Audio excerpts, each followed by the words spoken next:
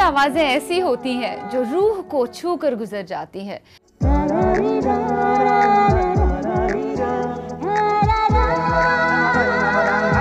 ऐसी एक रूहानी रूमानी आवाज की मालकिन है मरे जाएंगे हम तो लुट जाएंगे, none other than doctor Jaswinder Narola. और आज हमारे साथ गुफ्तगू में शामिल हो रही हैं। खास मुलाकात में आपका बहुत बहुत स्वागत है जसविंदर जी। बहुत बहुत शुक्रिया। आपकी आवाज़ जवान दिलों को धड़काना सिखाती है, एक मरीज को ठीक कर सकती है, उसका मर्ज ठीक कर सकती है। और आपने शुरुआत बहुत कम उम्र में ही की थी, महज 8 साल की उम्र में आपने शुरुआत की थी। और हर एक ने आपसे ये सवाल तो ज़रूर पूछा होगा, आपके वालिदैन जो है उनकी सोहबत में रहकर या उन्होंने आपकी परवरिश ऐसे की थी क्योंकि वो खुद भी इसी फील्ड से जुड़े थे, मौसीकी चारों और घर पे थी, और साथ ही साथ 50 के दशक के 50 के दौर के आपके वालिद साहब बहुत बड़े म्यूज़िक डायरेक्टर और गायक भी रहे। जहाँ तक मेरा ये सुनना है कि इस मामले में आपकी वालिदा ने काफ़ी आपका साथ दिया, उन्होंने आपकी आवाज़ को डिस्कवर किया था।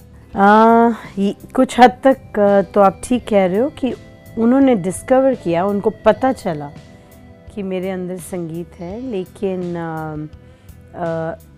डिसीजन मेरे वालिद का था कि मुझे क्या करना है। और इतनी छोटी उम्र थी कि सोचने का कोई वक्त ही नहीं मिला, और ना ही ऐसी सोच थी तब तक कि मैं कुछ सोच सकती अपने लिए, ये सोचती कि मुझे ये करना है या ये करना है। आप अपने ख्वाब सजाओ, वैसा नहीं, मौका ही कुछ नहीं। ऐसा वक्त ही नहीं मिला।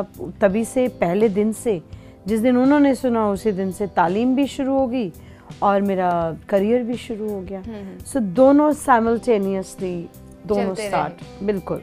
तो उसकी वजह से मुझे, अगर मैं कहूँ कि मैंने खुद चुना है तो ये झूठ होगा, क्योंकि मैंने संगीत को नहीं चुना, संगीत ने मुझे चुना। और संगीत ने आपको इस कदर चुना कि आपका तवील सफ़र जो है वो अभी तक जारी है, और ये सफ़र और मैं आगे भी आई ही जारी शायद रहेगा। यही करने आई हूँ।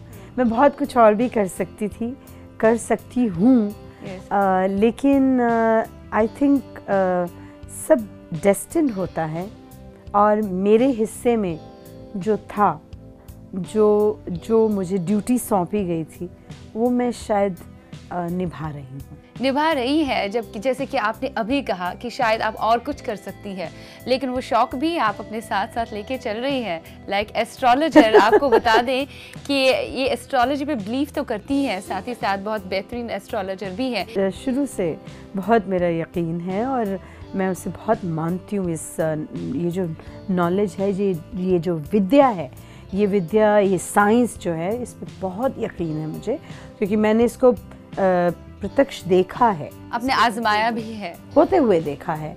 जो मुझे बताया गया मेरे जीवन में, और जो चीज़ें हुई, वो सब, बहुत सारी चीज़ें बहुत बचपन में बता दी गई थी मुझे कि ये चीज़ें होंगी। मुझे नहीं, मेरी वालिद और वालिदैन को ही बताया था, और फिर मैं तो सुनती थी, लेकिन मेरे अंदर उसका इंटरेस्ट जो है वो शायद छुटपन से ही था। जैसे मैं सूफ़ी थी, बहुत ज़्यादा उस तरफ थी, रिलीजियस थी, तो ये भी एक ईश्वर की कृपा है, मेहरबानी आप पे रही। और ये ईश्वर का ही रचा हुआ है। ये जो साइंस है, ये भी उसी का ही है। मैं जो भी ईश्वर की चीज़ है, मैं उससे प्यार करती हूँ। और आपके सूफ़ी गाने बहुत ही मकबूल आम हैं, पंजाबी गाने मकबूल आम हैं, आपको कई सारे अवार्ड से नवाजा गया है। और हिंदी फिल्मों की अगर हम बात करें, तो जब आपने मुंबई की तरफ रुख किया, बाद में तो आपने बहुत ही ज़बरदस्त गाने गाए, फिल्म फेयर अवार्ड से आपको नवाजा गया। प्यार तो होना ही था, कौन भुला सकता है उस गाने को। इसके थोड़ा सा पहले हम आ जाएं, पर वीकेंड से कि जगजीत सिंह साहब के साथ आपने पहले शुरुआत में परफॉर्म किया, और बाद उसके जब आपने मुंबई की तरफ रुख किया, तब कल्याण जी आनंद जी साहब से आप मिली। मैं जगजीत अंकल को शुरू से बहुत पसंद करती थी। जब छोटी होती थी, उनके साथ एक ही स्टेज पे मैंने शेयर की है स्टेज। क्या बात? उसमें जगजीत अंकल और आंटी चित्रा आंटी, उनका प्रोग्राम जहाँ होता था, तो नाम होता था Jagjit Singh, Chitra Singh and baby Narula night. हाँ, तो मतलब इस तरह के कॉन्सर्ट में मैं उनके साथ एक ही स्टेज पे परफॉर्म की हूँ। और उस वक्त मेरी उम्र 8-9 साल की थी। बहुत छोटी, कम से बहुत छोटी।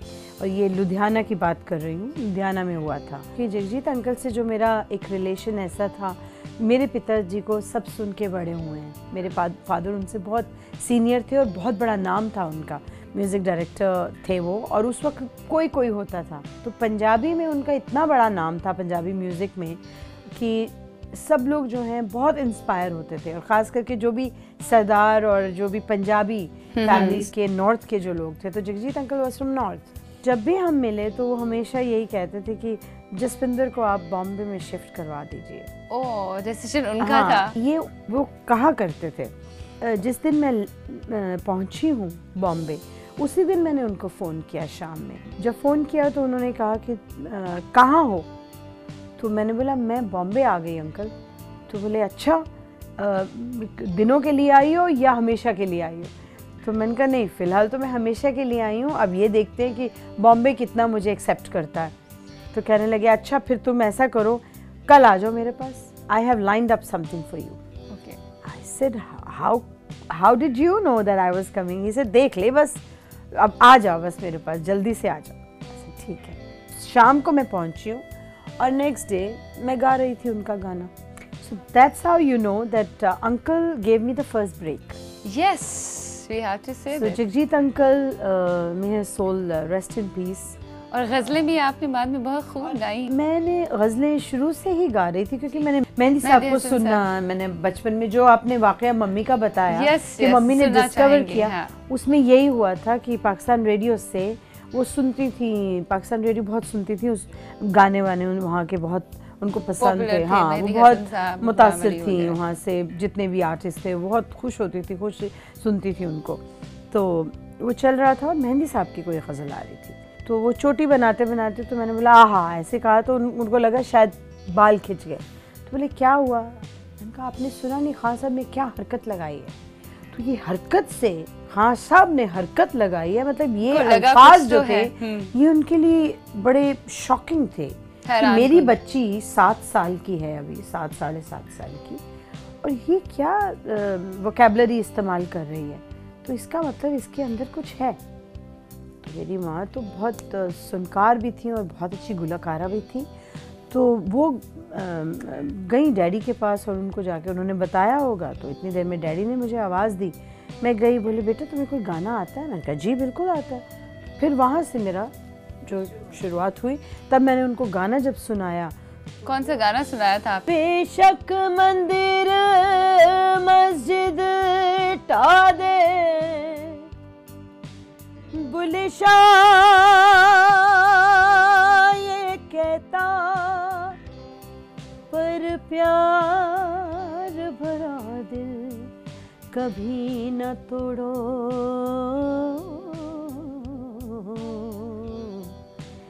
जिस दिल में दिल रहता, जिस पलड़े में तुले मोहब्बत,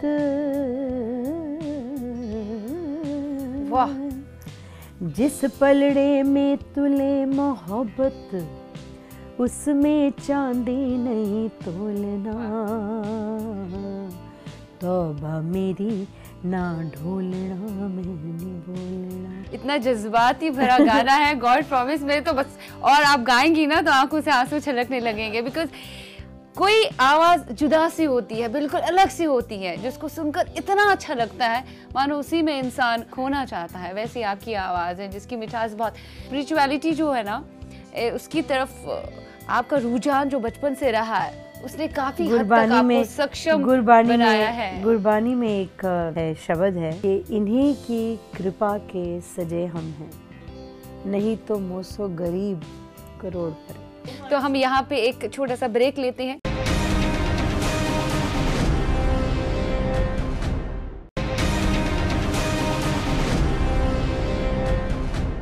कुछ यूं तेरी आवाज ने ज़हनों को छू लिया, जैसे नसीमे सुबह ने फूलों को छू लिया। हाँ। क्या बात है। बहुत ही प्यारी हस्ती हमारे साथ आज खास मुलाकात में जुड़ी है, खास बातें हो रही हैं। आप अपने बारे में बहुत कुछ बता रही हैं। आप जिस शख्सियत की हामिल है ना, कुछ अलग पहलू हमारे सामने आ रहा है। मुझे मतलब बाज़ दफ़ा लोग घमंडी समझते हैं, इगोइस्टिक समझते हैं। ईगोइस्ट तो चलो एक अच्छी बात है, ईगोइस्ट इंसान अच्छी ईगो हो, अच्छी बैड ईगो नहीं, अच्छी ईगो हो कि जिसमें आपके अपने स्वाभिमान की बात हो, हाँ। तो ठीक है। अब मैं अगर मेरे स्वाभिमान की बात जहाँ आ जाती है या मेरे जहाँ प्रिंसिपल्स की बात आती है, तो वहाँ मैं कॉम्प्रोमाइज़ नहीं कर सकती, नहीं करती। मैं उसके लिए खुद मुश्किल में रह लेती हूँ, लेकिन मैं उसके साथ कॉम्प्रोमाइज़ नहीं करती। लोग कुछ भी मेरे बारे में मन में एक धारणा बना के बैठे हैं कि मैंने उनका बुरा कर दिया या मैंने उनका, कभी आके उन्होंने ये नहीं पूछा कि तुम्हारी ज़िंदगी में तुम्हारे साथ क्या हुआ है। ऐसे ही रिलेशनशिप्स खराब हो जाते हैं दुनिया में। रिलेशन जब बिखर जाता है तो मैं ले नहीं पाती हूँ, क्योंकि मैं बहुत सेंसिटिव हूँ, बहुत ज़्यादा। Artist has to be very sensitive. यही रीज़न है आप अगर सैड सॉन्ग भी गाती हैं, या आपने सूफीज़म पे भी अगर हम बात करें, आपने सूफी सॉन्ग भी गाए हैं, तो वो अंदर की वो आवाज़ है ना, वो बाहर आती है, वो सारे जज्बात जैसे मानो कि एक तस्वीर की तरह हमारे सामने है, और हूबहू हम उन जज्बात का एक आम आदमी आमना सामना करता है। नकलीपन नहीं लगता, हाँ, मुखौटा नहीं है, क्योंकि नकलीपन जो होता है वो नकली होता है। जब आप संगीत की बात करते हैं तो वो ईश्वर की बात करते हैं आप, वो आपके दिल से आना चाहिए। मुझे कोई कहता है ना कोई गाना सुना दीजिए, अगर मेरे दिल में नहीं है, मूड नहीं है मेरा, ये छुटपन से आदत थी, मूड नहीं है ना, तो कुछ भी भले करोड़ रुपया सामने रख दे, मैं नहीं गाऊंगी। नहीं है तो नहीं है, क्योंकि वो ऐसा है मेरे लिए जैसे मैं मेडिटेशन कर रही हूँ। जब मैं गाती हूँ ना, तो मैं आपके लिए नहीं गा रही होती, किसी और के लिए गा रही हूँ। एक बहुत ही बेहतरीन गाना है, बहुत बेहतर तरीके से आपने गाया है, वो बहुत ही हिट हुआ था, आपको याद है? तारे हैं बाराती, विरासत का गाना विरासत का। और ये बहुत खूबसूरत गाना था। इसकी बहुत प्यारी सी एक स्टोरी है कि मैं अनु मलिक के साथ जब काम कर रही थी, तो मैंने करीब के लिए एक गाना गाया उनके लिए, बहुत अच्छा। और अनु से मैं दिल्ली में मिली थी जब मैं 16-17 साल की थी, स्कूल में पढ़ती थी। तो तब अनु ने मुझे कहा जब भी बॉम्बे आएँ आप तो ज़रूर मिलेंगे। तो हम लोग मिलने भी गए, एक बार आए बॉम्बे, मिलने गए। तब उन्होंने सोनी महिवाल के गाने किए थे, कर चुके थे गाने। तब हम मिलने गए उनके घर पे, सबको मिले, फैमिली, परिवार बहुत अच्छे, सब उनके ब्रदर सब साथ में तब रहते थे। अनु की शादी उस वक्त हो गई थी अंजू भाभी से, तो हम लोग मिले, बहुत अच्छे से हमारी मुलाकात हुई। फिर मैं दिल्ली आ गई। जब मैं वापस फिर आई तो मैंने फ़ोन किया, सबको मिली, तो उस वक्त उस दौरान मैं अनु को भी फ़ोन किया। तो Anu Malik asked me to come, मैंने बताया मैं उसके लिए गा चुकी हूँ, उसके लिए गा चुकी हूँ, उसके, तो सिर्फ अनु रह गए थे तब। तो भाभी से भी बात होती थी, तो भाभी बाज़ दफ़ा अनु से कहा भी करती थी कि अरे जसपिंदर को गवाओ, जसपिंदर को गवाओ। बहुत she was also very fond of me. तो देन अनु ने मुझे बुलाया और मैंने बड़ा प्यारा गाना उनका एक करीब का गाया। तो वो गाने के बाद ऐसे ही हम लोग कई बार मिलते थे तो बैठ जाते थे, तो बोले मुझे पिन्ना बोलते हैं प्यार से, तो पिन्ना कुछ सुनाओ कुछ। तो मैंने बोला एक बड़ी अच्छी मेलोडी है मेरे पास, पंजाबी है, तो बड़ा गाना ऐसा है, वियोग का गाना है, लेकिन उसे हम इस्तेमाल कभी आप करो तो उनको पंजाबी, ये आइडिया आपने दिया उनको। हाँ, तो ये फ्लेवर बहुत अच्छा है, ये फ्लेवर हम इस्तेमाल कर सकते हैं। बोले हाँ बताओ। तो मैंने उनको फिर वो सुनाया, अखियाँ मिला के चन्ना पाविना जुदाई में देवे नाताने मैनू सारी खुदाई में अखियाँ मिला के। तो यहाँ से वो आ गए।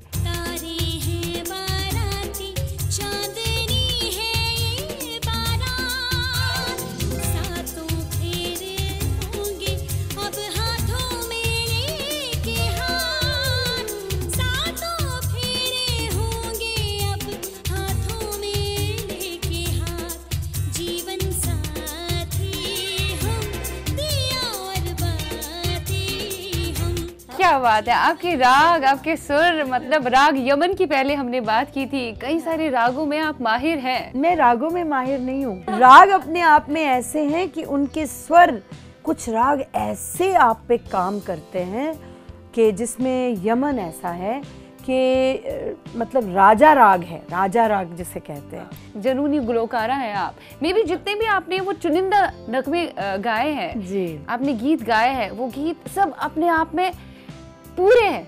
मैंने फिर कहा ना, उन गीतों ने मुझे चुना है, हाँ, मैंने नहीं चुने। ऑब्वियसली ये तो आप कहेंगे चुना है, चुना है और आपको, मुझे बेहतर ही तरीके गाना था, वो मेरे लिए ही थे, बने थे ऑब्वियसली। आपने अपने पीएचडी सब्जेक्ट जो है उर्दू और फारसी। यस, उर्दू और फारसी। आपने मौसीकी पर उसका क्या असर है, अलग अलग हिंदुस्तानी गायन शैलियों पर उर्दू और फारसी भाषा का प्रभाव, और इतना प्रभाव था उर्दू का बचपन से ही आपके जहन पर कि इतना प्रभावित आपको कर दिया कि आपने सब्जेक्ट ही वही चुना। उसमें किसने सपोर्ट आपको किया? एक्चुअली मेरी जो गाइड थी यूनिवर्सिटी ऑफ दिल्ली से, डॉक्टर नजमा परवीन जी, तो वो मेरी गाइड हैं, उन्होंने ही मुझे, और ये उन्हीं का ही, again I was chosen to do that, I was the chosen one. She asked me, she told me and she said, Jaspinder ये टॉपिक तुम ही कर सकती हो, बिकॉज तुम्हारा कमांड है लैंग्वेज पे, तुम फारसी भी बोलती हो और उर्दू भी बोलती हो। We are also from the Peshawar belt, north west frontier belt, तो वहाँ पर पश्तो बोली जाती है, हाँ, फारसी बोली जाती है, ठीक है। तो ये लैंग्वेजेस हमारे घरों में हाँ बोली जाती हैं। ईरान में भी हमारे बहुत फ्रेंड्स रहते हैं, सिख फ्रेंड्स। इन्फ्लुएंस बहुत रहा है, इन्फ्लुएंस रहा है। और फिर मैं क्योंकि गज़लें गाती थी बचपन से, और गज़ल कभी गज़ल नहीं बोला मैंने, गज़ल ही बोला। बहुत अच्छी बात है ये बचपन से गज़ल ही बोला, वो बिल्कुल उम्दा प्रोनाउंसिएशन, बिल्कुल जो राइट ऑन द डॉट जो होनी चाहिए। हिंदी है तो हिंदी, उर्दू है तो उर्दू, इंग्लिश है तो इंग्लिश। तो बहरहाल ये बात हुई और मेरी मैडम ने मुझे चुना, तो मैंने कहा ठीक है। और करते करते मैं उसके बाद कनाडा चली गई, बीच में कनाडा सेटल हो गई, और मेरी ज़िंदगी इतनी रोलर कोस्टर पे रही है, एक पाँव यहाँ एक पाँव वहाँ, मतलब इस तरह चलती रही। हाँ, जद्दोजहद भी रही, बहुत रही, उतार चढ़ाव बहुत रहे। और फिर जब मैं वापस इंडिया आई तो फिर मेरा रुख बॉम्बे की तरफ हो गया। उस वक्त सब ज़िंदगी के हर पहलू से गुज़र चुकी थी, बहुत चीज़ों की मालूमात हो गई थी। मम्मी डैडी से अलहदा होकर मैंने ज़िंदगी को अपनी नज़रिए से, अपनी तरह से देखा भी था, परखा भी था और भोगा भी था। मतलब बहुत उथल पुथल रही है ज़िंदगी में, बहुत उथल पुथल हुई।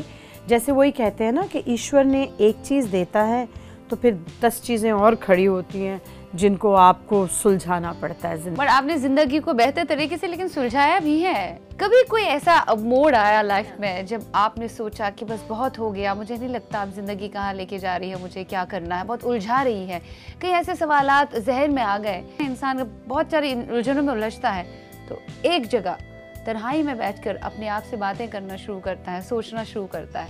उस वक्त ऐसा क्या था जिसने वो किरण की तरह आपकी जिंदगी में आ गया और आप बस सब कुछ सही हो गया, उजाला उजाला फैल गया? आपने इतना सब कुछ कहा, सब मुश्किलों का एक ही हल है, उसका नाम आपको हर मुसीबत से निकाल देता है। आप कभी उसकी तरफ आप सरेंडर कीजिए उसको, और उससे एक बार सच्चे मन से कह के देखिए। कहते ना कारसाज है और बहुत बड़ी जल्दी सुनता है, मेरी तो सुनता है, मुझे मालूम नहीं दूसरों की।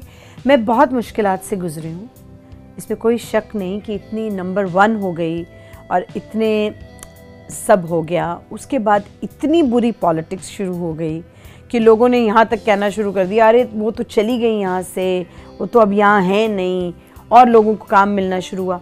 लेकिन सच बताऊँ शिवा, मुझे आज तक इस चीज़ की इनसिक्योरिटी नहीं हुई, क्योंकि जो नवाला मेरे नाम का है वो कोई ले ही नहीं सकता। सही है। और जो मेरा नहीं है कोई मुझे दे नहीं सकता, बिल्कुल सही, सिवाय उसके। इसी बात पर एक और कुछ हो जाए, उसके बाद हम एक और ब्रेक ले लेते हैं। कि दम द परोसाया, दम आवे ना आवे, हो कि दम द परोसाया, दम आवे न आवे, छड़ झगड़ते करिए प्यार,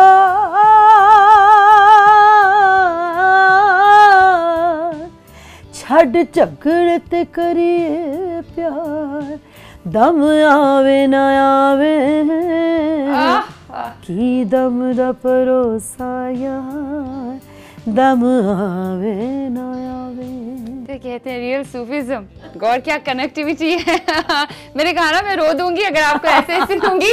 इससे पहले मैं और जज्बाती हो जाऊं, हमें लेना पड़ेगा एक छोटा सा ब्रेक। मिलते हैं इस ब्रेक के पार।